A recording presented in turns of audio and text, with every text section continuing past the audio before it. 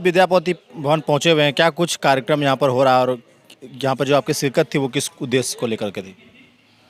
चलिए, स्वागत है जिला जोहार को। विद्यापति भवन में आज 31 जुलाई के अवसर पर प्रेमचंद का जन्म दिवस, सरदार उधम सिंह की शहादत दिवस और मोहम्मद रफ़ी की भी पुण्यतिथि, तीनों मिश्रित कार्यक्रम का यहाँ पर आयोजन किया गया था। और एसडीपीओ साहब गोड्डा आनंद मोहन सिंह का भी विदाई समारोह का भी कार्यक्रम आज साथ में यहाँ रखा गया था। तो कुल मिलाकर के सबों का एक फोकस रहा। मोहम्मद रफ़ी भी एक बहुत बड़े हिंदुस्तान के गुलकार थे, उनको भी हम लोगों ने खराज अकीदत पेश किया।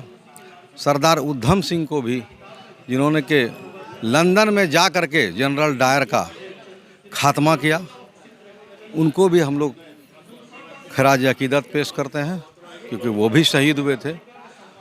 और प्रेमचंद की बात तो उसके बारे में तो मैं यही कहना चाहता हूँ कि प्रेमचंद कथा सम्राट ही नहीं, बल्कि हमारे उर्दू अदब के सबसे पहले उपन्यासकार, सबसे बड़े अफसाना निगार थे, जिनकी पढ़ाई लिखाई, जिनकी बुनियादी तालीम मदरसा से शुरू हुई थी। उनका जो जन्म स्थान, जो गांव था, वो लुम्बनी से करीब 1 किलोमीटर के दूर में एक मदरसा था, जहां उनके पिता ने वहां मदरसा में इनको दाखिला कराया था। और वो उर्दू और फ़ारसी की तालीम उन्होंने वहीं से हासिल की। फिर उन्होंने मदरसे में ही अंग्रेज़ी और हिंदी की भी तालीम हासिल की। उसके बाद आज दुनिया में देहाती ज़िंदगी हो या एक्सप्लॉयटेशन के बारे में हो या स्वतंत्रता संग्राम की बात हो, उनसे ज़्यादा किसी ने लिखा भी नहीं है।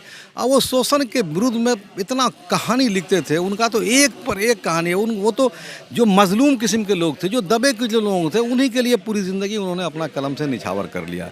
जहाँ तक आनंद मोहन सिंह एसडीपीओ साहब का सवाल है, उनका एक बढ़िया कार्यकाल 3 साल यहाँ गुजरा। और गोड्डा इस 3 साल में काफ़ी उतार चढ़ाव गोड्डा में रहा। कोरोना का पीरियड रहा, मंदिर मस्जिद में ताला लगाए गए।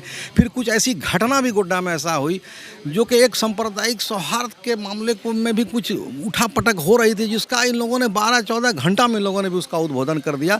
तो ये अवसर कुल मिलाकर के हमको लगता है कि गोड्डा शहर या पूरे ज़िला के लिए, पूरा अपने अनुमंडल के लिए एक बेहतरीन पुलिस पदाधिकारी के रूप में इनका जो है कार्यकाल रहा है। और जहाँ तक क्रिमिनल का भी सवाल है, ये मुस्कुरा करके भी क्रिमिनल को छोड़ते नहीं थे। ये बहुत, इनका जितने भी टास्क फोर्स यहाँ बनाई गई, जितनी भी टीम गठी, उनका ये जिसके भी ये अध्यक्ष रहे, उन्होंने सब क्रिमिनल को, सब हत्यारों को अंजाम तक पहुंचाया।